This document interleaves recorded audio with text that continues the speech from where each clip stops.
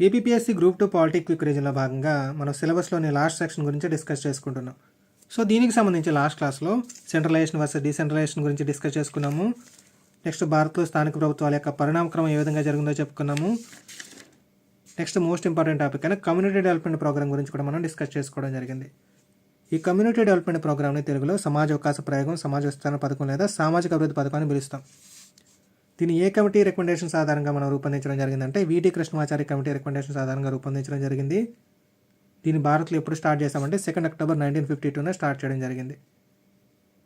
Next ఈ community development ప్రోగ్రామ్కి సంబంధించిన కోర్ కాన్సెప్ట్ మనం ఎక్కడి నుంచి గ్రహించామంటే అమెరికా దేశంలో అమల్లో ఉన్న బ్లాక్ వ్యవస్థ నుంచి గ్రహించడం జరిగింది. ఏంటి బ్లాక్ వ్యవస్థ అంటే 60,000 నుంచి 70,000 మంది జనాభాని మనం ఒక బ్లాక్గా కన్సిడర్ చేస్తాము. దీనికి సంబంధించి ఒక అధికారిని నియమిస్తాం. అధికారి పేరు ఏంటంటే బీడీఓ, బ్లాక్ డెవలప్మెంట్ ఆఫీసర్. తెలుగులో అయితే బ్లాక్ అభివృద్ధి అధికారి అంటాం.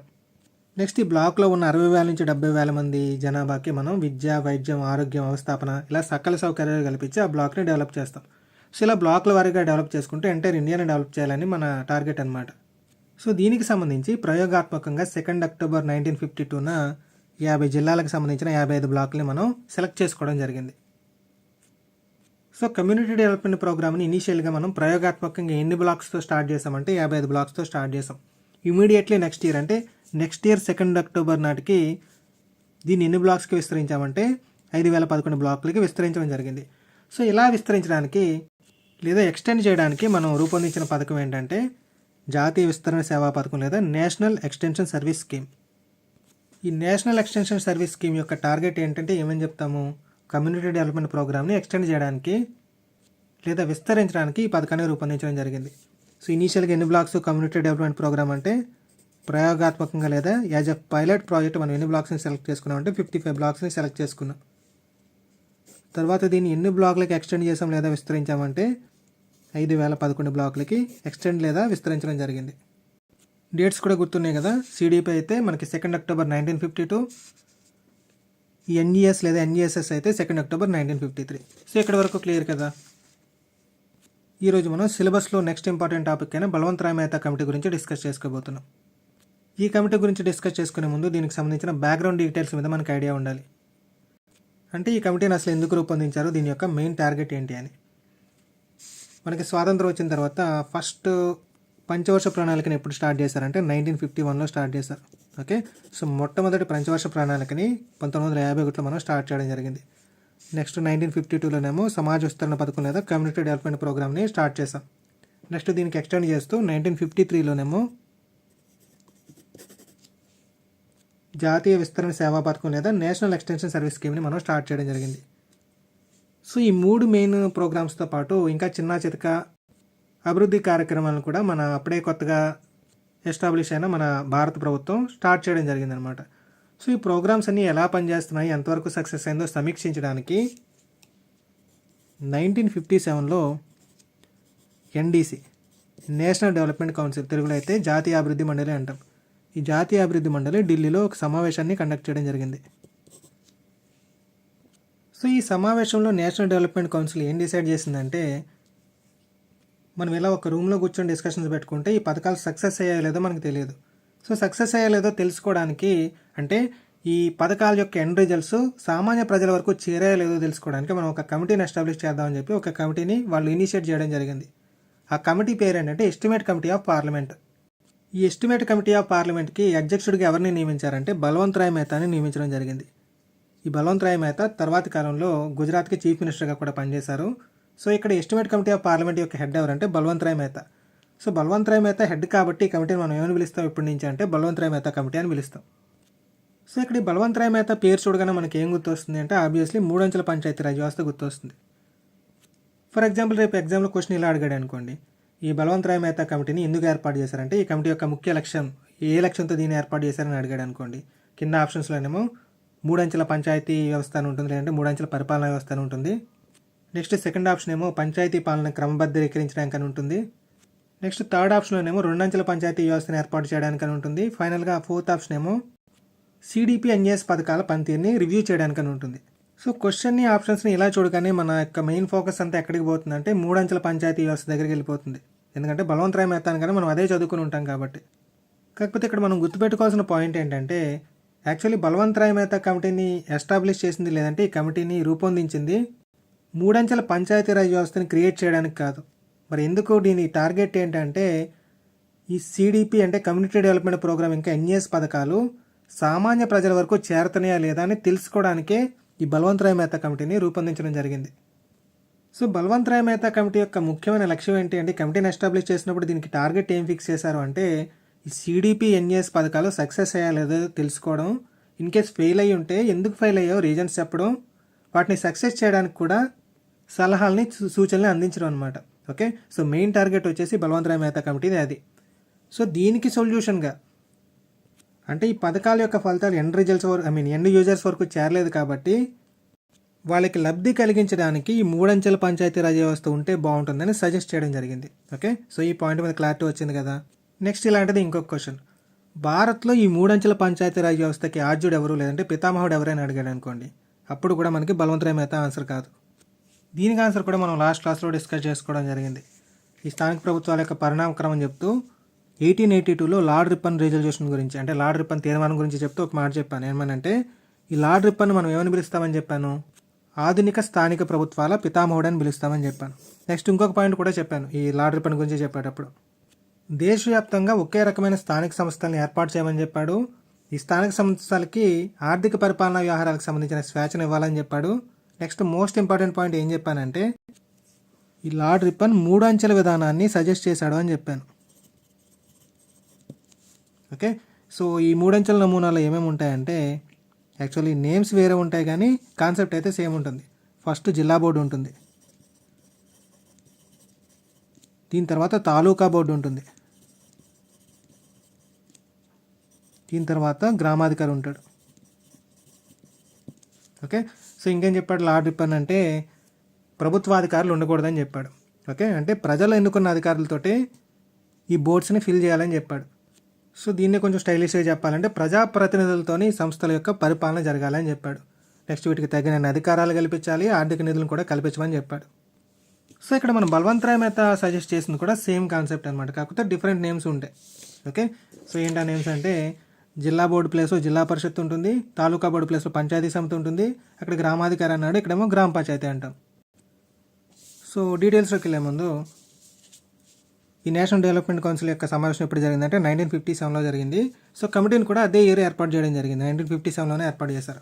నెక్స్ట్ ఈ బలవంతరాయ్ మెహతా కమిటీ నివేదికను ఎప్పుడు సబ్మిట్ చేసిందంటే చాలా బుక్స్లో 1958 అని ఉంది, కాకపోతే ఈ కమిటీని ఏర్పాటు చేసింది 1957, నివేదిక కూడా 1957లోనే ఇది సబ్మిట్ చేయడం జరిగింది. కాకపోతే ఈ పైన చెప్పుకున్న నేషనల్ డెవలప్మెంట్ కౌన్సిల్ ఈ నివేదికను ఎప్పుడు అప్రూవ్ చేసిందంటే 1958లో అప్రూవ్ చేసింది. ఓకే, సో దీని మీద మనకి క్లారిటీ ఉండాలి. ఈ బలవంతరాయ్ మెహతా కమిటీని ఎప్పుడు ఏర్పాటు చేశారంటే 16 జనవరి 1957 ఏర్పాటు చేయడం జరిగింది. ఈ బలవంతరాయ్ మెహతా కమిటీ నివేదికను ఎప్పుడు సబ్మిట్ చేసిందంటే 24 నవంబర్న 1957 సబ్మిట్ చేయడం జరిగింది. నెక్స్ట్ ఈ బలవంతరాయ్ మెహతా కమిటీ సబ్మిట్ చేసిన ఈ నివేదికని నేషనల్ డెవలప్మెంట్ కౌన్సిల్ లేదా జాతీయ అభివృద్ధి మండలి ఎప్పుడు ఆమోదించిందంటే 1958లో ఆమోదించడం జరిగింది. ఓకే, సో నెక్స్ట్ ఈ నివేదికలోని ముఖ్యాంశాలు ఏంటంటే ఫస్ట్ పాయింట్, అసలు ఈ కమిటీ యొక్క టార్గెట్ ఏమని చెప్పుకున్నాం మనం, ఈ సమాజ వికాస ప్రయోగం ఇంకా జాతీయ విస్తరణ సేవా పథకాలు సక్సెస్ ఆఫ్ ఫెయిల్యూరో కనుక్కోమని చెప్పింది ఎవరు, నేషనల్ డెవలప్మెంట్ కౌన్సిల్. సో దానికి ఆన్సర్గా ఈ బలవంతరాయ్ మెహతా కమిటీ ఏం చెప్పిందంటే ఈ సిడిపి ఎన్ఈఎస్ పథకాలు అట్టర్ ఫ్లాప్ అయ్యాయని చెప్పింది. అట్టర్ ఫ్లాప్ ఎందుకు అయ్యాయంటే యాక్చువల్లీ వీటి యొక్క టార్గెట్ ఏంటి, ప్రజల్ని పరిపాలనలో భాగస్వామ్యం చేయడము, నెక్స్ట్ వాళ్ళని అభివృద్ధి చెందించడం.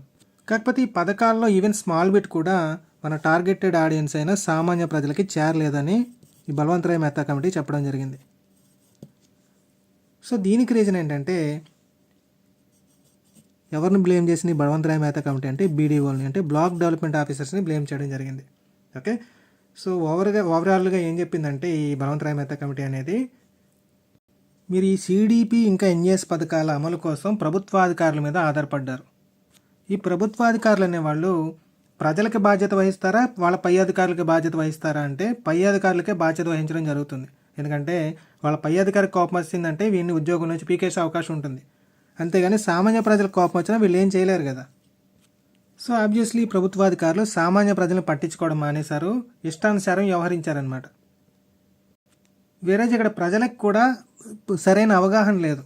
ఓకే, అంటే ప్రాపర్ అండర్స్టాండింగ్ లేదు, అసలు ఈ పథకాలు ఎందుకు, వీటి వల్ల మనం ఏ విధంగా డెవలప్ అవ్వచ్చు, ఇలాంటి అండర్స్టాండింగ్ ప్రజలకు కూడా లేదు. సో ఇప్పుడు మనం చేయాల్సింది ఏంటంటే ఫస్ట్ థింగ్ ఈ సామాన్య ప్రజలకి అవగాహన కల్పించాలి, వీళ్ళని పరిపాలనలో భాగస్వామ్యం చేయాలి. సో అప్పుడే వీళ్ళకి అవేర్నెస్ వస్తుంది, వీళ్ళ పథకాల యొక్క లబ్ధిని వీళ్ళు పొందగలుగుతారు. సో దీనికోసం ఏం చేయాలంటే మనం ప్రజాస్వామ్య వికేంద్రీకరణ చేయాలి, లేదంటే పరిపాలనా వికేంద్రీకరణ జరగాలి. సో ఈ పరిపాలనా వికేంద్రీకరణ కోసమే ఈ బలవంతరాయ్ మెహతా సజెస్ట్ చేసిన కాన్సెప్ట్ ఏంటంటే ఈ 3 అంచెల పంచాయతీరాజ్ వ్యవస్థ. ఓకే, సో ఇంతకుముందు కమ్యూనిటీ డెవలప్మెంట్ ప్రోగ్రాంలో ఏంటి బ్లాక్స్ ఉండేవి. సో ఆ బ్లాక్స్ ప్లేస్లో ఇప్పుడు ఏం చేయమంటున్నామంటే 3 అంచెల పంచాయతీరాజ్ వ్యవస్థను ఏర్పాటు చేయమంటున్నాం. సో ఈ 3 అంచెల వ్యవస్థ ఏ విధంగా ఉంటుందంటే 3 స్టేజెస్లో ఉంటుంది. First stage, second stage, third stage. So first stage అంటే జిల్లా స్థాయిలో ఏం ఏర్పాటు చేయాలంటే జిల్లా పరిషత్ని ఏర్పాటు చేయాలి. నెక్స్ట్ మిడిల్ స్టేజ్లో ఏముంటుందంటే బ్లాక్ స్టేజ్. ఓకే, సో అంటే మనకి ఇంతకుముందు బ్లాక్ ఉంది కదా, ఆ బ్లాక్ స్టేజ్లో ఇప్పుడు దేన్ని ఏర్పాటు చేయమంటున్నాడు అంటే పంచాయతీ సమితిని ఏర్పాటు చేయమంటున్నాడు. నెక్స్ట్ దీని క్రింద ఏం ఏర్పాటు చేయమంటున్నాడు అంటే గ్రామ పంచాయతీని ఏర్పాటు చేయమంటున్నాడు. ఓకే, సో ఇక్కడ 3 అంచెల పంచాయతీరాజ్ వ్యవస్థ అంటే ఏమేమి ఉంటుంది, జిల్లా స్థాయిలో జిల్లా పరిషత్ ఉంటుంది, బ్లాక్ స్థాయిలో పంచాయతీ సమితి ఉంటుంది, నెక్స్ట్ గ్రామ స్థాయిలోనేమో గ్రామ పంచాయతీ ఉంటుంది. నెక్స్ట్ ఇంకేం చెప్పాడు అంటే స్థానిక అంశాలకు చెందిన అధికారాలన్నీ కూడా ఈ సంస్థలకి బదలాయించాలి అని చెప్పడం జరిగింది. ఓకే, సో నెక్స్ట్ ఇంకేం చెప్తున్నాడు, అభివృద్ధి కార్యక్రమాలన్నీ కూడా ఈ సంస్థల ద్వారానే అమలుపరచాలి అని చెప్తున్నాడు. నెక్స్ట్ ఈ కమిటీ యొక్క నివేదిక ఆధారంగా కార్యనిర్వాహక వ్యవస్థగా ఉండేది ఏంటంటే పంచాయతీ సమితి. ఓకే, అంటే ఈ బ్లాక్ సిస్టంలో ఉన్న ఈ పార్ట్ అంతా కూడా మనకి కార్యనిర్వాహక వ్యవస్థగా ఉంటుంది. ఓకే, సో అంటే ఇక్కడ మన బ్లాక్ డెవలప్మెంట్ ఆఫీసర్ ఇక్కడే ఉంటాడు. లాస్ట్ క్లాస్లో చెప్పుకున్నాం బ్లాక్ డెవలప్మెంట్ ఆఫీసర్కి అసిస్టెంట్స్ ఉంటారు, ఎక్స్టెన్షన్ ఆఫీసర్స్ లేదా విస్తరణ అధికారులు అని చెప్పి. సో వాళ్ళు కూడా ఈ పంచాయతీ సమితి ఈ బ్లాక్లోనూ ఉంటారు. ఓకే, సో కార్యనిర్వాహక వ్యవస్థ ఏదంటే పంచాయతీ సమితి. నెక్స్ట్ సలహా పర్యవేక్షణ మండలి ఏదంటే జిల్లా పరిషత్. జిల్లా పరిషత్కి హెడ్ ఎవరు ఉంటారంటే జిల్లా కలెక్టర్ ఉంటాడు.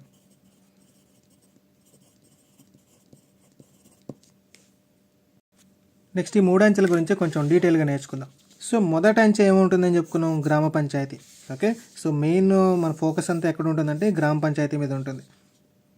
మనకి కమ్యూనిటీ డెవలప్మెంట్ ప్రోగ్రామ్ ఎందుకు ఫెయిల్ అయింది అనుకున్నాము, దాంట్లో ఉన్న బ్లాక్ సిస్టము ప్రభుత్వాధికారుల చేతిలో ఉంది, ప్రజల యొక్క ఇన్వాల్వ్మెంట్ లేదని. సో ఇక్కడ ప్రజల్ని పరిపాలనలో భాగస్వాములు చేయడానికి బలవంతరాయ్ మెహతా కమిటీ ఏం చెప్పిందంటే ఈ గ్రామ పంచాయతీకి సంబంధించిన సభ్యుల్ని ప్రజలే ఎన్నుకోవాలని చెప్పడం జరిగింది. ఓకే, సో ఆబ్వియస్లీ గ్రామ పంచాయతీ అంటే లోకల్ పీపుల్ ఉంటారు. సో లోకల్ పీపుల్ని ప్రజలే ఎన్నుకుంటారు. సో దీని యొక్క మెంబర్స్ ఎవరంటే ఎన్నికైన సభ్యులు. ఓకే, సో ఈ సభ్యుల్లో కూడా మళ్ళీ 2 స్త్రీలు ఉండాలి, షెడ్యూల్డ్ జాతులకు చెందిన అలానే షెడ్యూల్డ్ కులాలకు చెందిన ఒక్కొక్కరిని కోఆప్ట్ చేసుకోవచ్చు. నెక్స్ట్ ఈ గ్రామ పంచాయతీకి సంబంధించి విధుల గురించి అదేవిధంగా వీళ్ళకి ఆర్థిక వనరుల గురించి కూడా ఈ బలవంతరాయ్ మెహతా కమిటీ చెప్పడం జరిగింది.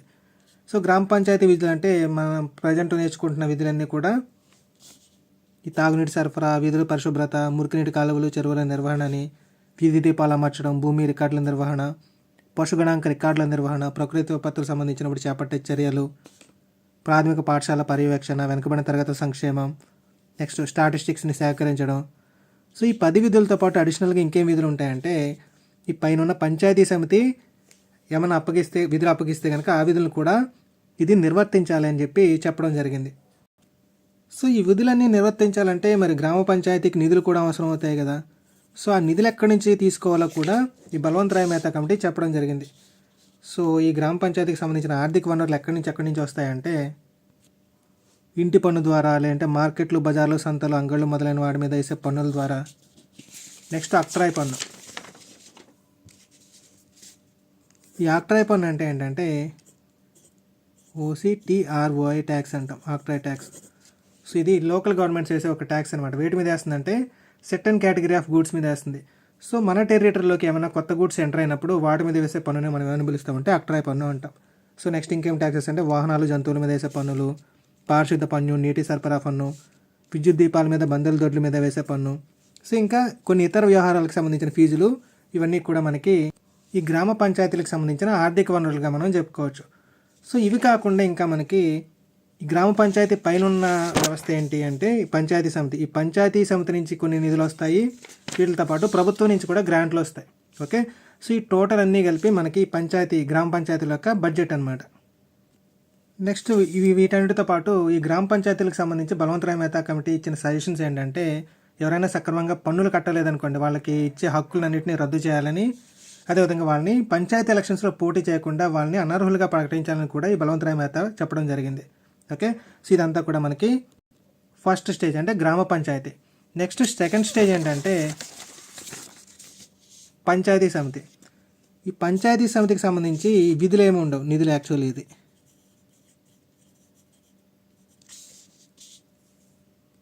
దీనికంటే ముందు మనం గ్రామ పంచాయతీ యొక్క సభ్యులను ఎలా ఎన్నుకుంటామని చెప్పాము, ప్రత్యక్ష ఎన్నిక ద్వారా ఎన్నుకోవడం జరుగుతుంది. వేరే ఇక్కడ పంచాయతీ సమితికి సంబంధించి ఎన్నిక ఎలా జరుగుతుందంటే పరోక్ష ఎన్నిక జరుగుతుంది. ఈ పాయింట్ జాగ్రత్తగా గుర్తుపెట్టుకోండి.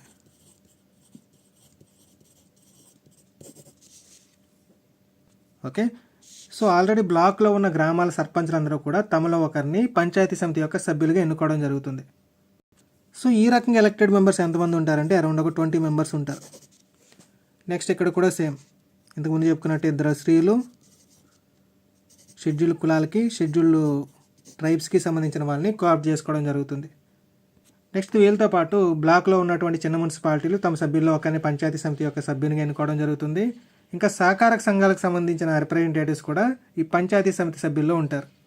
ఓకే, సో నెక్స్ట్ ఈ పంచాయతీ సమితికి నిధులు ఎక్కడి నుంచి వస్తాయంటే బ్లాక్లో వసూలైన భూమి శిస్తులో కొంత షేర్ వస్తుంది, భూమి శిస్తు. నెక్స్ట్ పంచాయతీ సమితికి చెందిన ఆస్తి నుంచి లాభాలు, అద్దెలు వస్తాయి, యాత్రికుల మీద పన్ను వస్తుంది, వినోదపు పన్ను, ప్రాథమిక విద్య మీద సెస్ వస్తుంది. నెక్స్ట్ మార్కెట్లు, జాతర, అంగళ్ళు ఇలాంటివన్నా పెట్టుకునేటప్పుడు వాళ్ళ నుంచి కూడా కొన్ని షేర్లు వసూలు చేయడం జరుగుతుంది. నెక్స్ట్ మోటార్ వాహనాల పన్నుల్లో కొంత భాగం వస్తుంది, కేంద్ర రాష్ట్ర ప్రభుత్వాల యొక్క గ్రాంట్లు ఉంటాయి. ఇవి కాకుండా ప్రజలు స్వచ్ఛందంగా ఇచ్చే విరాళాలు కూడా వీళ్ళకి ఆర్థిక వనరులో భాగంగా ఉంటాయి పంచాయతీ సమితికి సంబంధించి. నెక్స్ట్ ఈ పంచాయతీ సమితికి సంబంధించి పాలనా వ్యవస్థ ఏ విధంగా ఉంటుందంటే మనం ఇంతకుముందు చెప్పుకున్నాం. ఈ కమ్యూనిటీ డెవలప్మెంట్ ప్రోగ్రాంలోని బ్లాక్ని మనం ఇక్కడ తీసుకొచ్చి పంచాయతీ సమితి అని చెప్తున్నామని చెప్పి. సో అక్కడ సిడిపిలో బ్లాక్లో ఎవరెవరు ఉంటారంటే బీడీఓ ఉంటాడు, అతని కింద ఎక్స్టెన్షన్ ఆఫీసర్స్ ఉంటారు, విస్తరణాధికారులు. సో ఇక్కడ కూడా వాళ్ళే అనమాట. ఓకే, సో ఇక్కడ పంచాయతీ సమితికి సంబంధించిన కార్యనిర్వహణాధికారి ఎవరు అంటే బ్లాక్ డెవలప్మెంట్ ఆఫీసరే. అతని కింద పనిచేసేది ఏంటంటే ఎక్స్టెన్షన్ ఆఫీసర్స్. సో ఇక్కడ మనకి ఇమీడియట్లో ఒక డౌట్ వస్తుంది, ఎందుకంటే సిడిపి పథకం ఫెయిల్ అవ్వడానికి మెయిన్ రీజన్ ఈ బ్లాక్ డెవలప్మెంట్ ఆఫీసర్ అనుకున్నాం కదా, మళ్ళీ వాడిని తీసుకొచ్చి ఇక్కడ ఎందుకు పెట్టామని. యాక్చువల్లీ ఆ పథకం ఫెయిల్ అవ్వడానికి బీడీఓతో పాటు ఇంకొక రీజన్ కూడా చెప్పుకున్నాం, ఏంటది ప్రజల యొక్క ప్రత్యక్ష భాగస్వామ్యం లేకపోవడం. సో దానికోసం ఇప్పుడు మనం ఏం చేస్తున్నాము, ప్రజలతో ప్రత్యక్షంగా ఎన్నుకోబడుతున్న గ్రామ పంచాయతీని ఈ వ్యవస్థలో భాగం చేస్తున్నాం. ఓకే, సో ఇప్పటిదాకా మనం పంచాయతీ సమితి అంటే రెండవ అంచు గురించి చెప్పుకున్నాం. నెక్స్ట్ మూడవ అంచు వచ్చేసి ఏంటి, జిల్లా పరిషత్. సో ఈ జిల్లా పరిషత్లో సభ్యులు ఎవరెవరు ఉంటారంటే పంచాయతీ సమితి అధ్యక్షులు అందరూ ఉంటారు. నెక్స్ట్ జిల్లా నుంచి ఎన్నికైన రాష్ట్ర శాసనసభ సభ్యులు, పార్లమెంట్ సభ్యులు ఉంటారు. వివిధ అభివృద్ధి శాఖలకు చెందిన జిల్లా అధికారులు కూడా ఈ జిల్లా పరిషత్లో మెంబర్స్ కింద ఉంటారు. నెక్స్ట్ ఈ జిల్లా పరిషత్కి అధికారి ఎవరు ఉంటారని చెప్పుకున్నామంటే జిల్లా కలెక్టర్. ఓకే, సో జిల్లా పరిషత్కి అధ్యక్షుడు ఎవరంటే జిల్లా కలెక్టర్ ఉంటాడు. అదేవిధంగా ఈ జిల్లా పరిషత్కి ఒక సెక్రటరీ కూడా ఉంటారు. ఈ సెక్రటరీని నియమించే అధికారం ఎవరికి ఉంటుందంటే జిల్లా కలెక్టర్కి ఉంటుంది. ఓకే, సో జిల్లా పరిషత్ హెడ్ జిల్లా కలెక్టర్.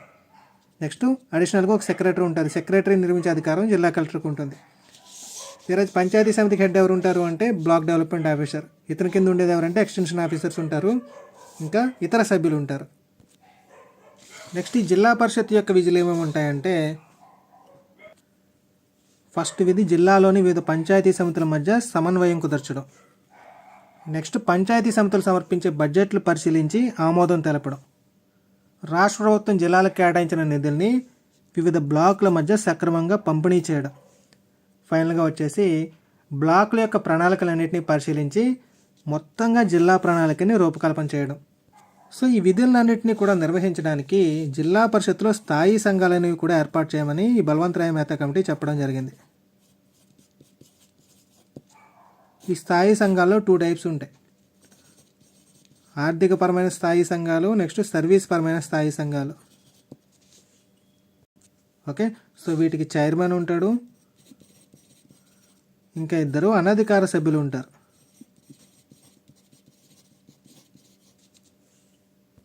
ఓకే, సో ఇది 3 అంచెల పంచాయతీరాజ్ వ్యవస్థకు సంబంధించిన కంప్లీట్ డీటెయిల్స్. నెక్స్ట్ ఏంటంటే ఈ బల్వంతరాయ్ మెహతా నివేదికను సమర్పించింది 1957 అని చెప్పుకున్నాం. నెక్స్ట్ దీన్ని నేషనల్ డెవలప్మెంట్ కౌన్సిల్ ఆమోదించింది 1958 అనుకున్నాం. తర్వాత దీన్ని మొట్టమొదటిగా ఇంప్లిమెంట్ చేసిన రాష్ట్రం ఏంటంటే రాజస్థాన్. ఎప్పుడు ఇంప్లిమెంట్ చేసిందంటే 2 అక్టోబర్ 1959 ఇంప్లిమెంట్ చేసింది. ఏం ఇంప్లిమెంట్ చేసింది? 3 అంచెల పంచాయతీరాజ్ వ్యవస్థను ఇంప్లిమెంట్ చేసింది. ఓకే, సో ఇక్కడ ఈ డేట్ చూడగానే మీకు ఒకటి క్లాష్ అవ్వాలి. కమ్యూనిటీ డెవలప్మెంట్ ప్రోగ్రామ్ని స్టార్ట్ చేసింది ఎప్పుడు? 2 అక్టోబర్ 1952. నెక్స్ట్ జాతీయ విస్తరణ సేవా పథకాన్ని లేదంటే NESSని స్టార్ట్ చేసింది ఎప్పుడు? 2 అక్టోబర్ 1953. రాజస్థాన్లో ఈ బల్వంతరాయ్ మెహతా యొక్క కమిటీ రికమెండేషన్స్ని ఇంప్లిమెంట్ చేసింది ఎప్పుడు అంటే 2 అక్టోబర్ 1959. సో ఏంటి ఈ అన్నిటికీ ఈ 2 అక్టోబర్ కామన్గా ఎందుకు వచ్చిందంటే ఈ గ్రామాల అభివృద్ధి అనేది గాంధీయన్ ప్రిన్సిపల్ అనమాట. సో గ్రామరాజ్యం ద్వారానే రామరాజ్యం సాధించాలని గాంధీ గారు చెప్పడం జరిగింది. సో భారతదేశం అభివృద్ధి అంతా కూడా గ్రామాల యొక్క అభివృద్ధి ఆధారంగానే జరుగుతుందని గాంధీ గారు చాలాసార్లు చెప్పారు. సో అందుకని ఆయన బర్త్డే ఆధారంగానే ఈ CDP ఎస్టాబ్లిష్మెంట్ కానీ లేదంటే NES ఎస్టాబ్లిష్మెంట్ కానీ లేదంటే రాజస్థాన్ ఫస్ట్ ఇంప్లిమెంట్ చేయడం కానీ. ఓకే, సో డేట్స్ ఈ విధంగా ఈజీగా గుర్తుపెట్టుకోవచ్చు. CDP అయితే 2 అక్టోబర్ 1952, NES అయితే 2 అక్టోబర్ 1953, ఈ రాజస్థాన్ ఇంప్లిమెంట్ చేసినాము 2 అక్టోబర్ 1959. ఓకే, నెక్స్ట్ రాజస్థాన్లోని ఏ ప్రాంతంలో ఇంప్లిమెంట్ చేశారని అడగవచ్చు. ఆ ప్రాంతం పేరు నాగోర్. నాగోల్ కాదు, నాగోర్. ఓకే, సో నెక్స్ట్ ఈ 3 అంచెల పంచాయతీరాజ్ వ్యవస్థ ఏర్పాటు చేసిన రెండవ రాష్ట్రం ఏంటంటే ఆంధ్రప్రదేశ్. అదే సంవత్సరం 1 నవంబర్న ఏర్పాటు చేయడం జరిగింది. ఈ 1 నవంబర్ డేట్ యొక్క ఇంపార్టెన్స్ నేను స్పెషల్గా చెప్పక్కర్లేదు. ఓకే, సో ఆంధ్రప్రదేశ్లో ఎక్కడంటే యాక్చువల్లీ షాద్ నగర్లో. సో ప్రస్తుతం ఇది తెలంగాణకి వెళ్ళిపోయింది. మరి ఆంధ్రాకి సంబంధించిన ఏ ప్రాంతంలో ఫస్ట్ ఇంప్లిమెంట్ చేశారంటే శ్రీకాకుళంలో చేయడం జరిగింది. ఓకే, సో ఇచ్చిన ఆప్షన్స్ ఆధారంగా మీరు కరెక్ట్ ఆన్సర్ని చూస్ చేసుకోండి. సో ఇప్పుడు దాకా చెప్పిన దాని మీద మీకు ఏమైనా కన్ఫ్యూజన్ కానీ డౌట్స్ కానీ ఉంటే కింద కామెంట్ సెక్షన్లో అడగండి. నెక్స్ట్ క్లాస్లో మనం అశోక్ మెహతా కమిటీకి సంబంధించిన బ్యాక్గ్రౌండ్ గురించి, నెక్స్ట్ అదేవిధంగా ఆ కమిటీ యొక్క రికమెండేషన్స్ గురించి డిస్కస్ చేసుకుందాం. All the best.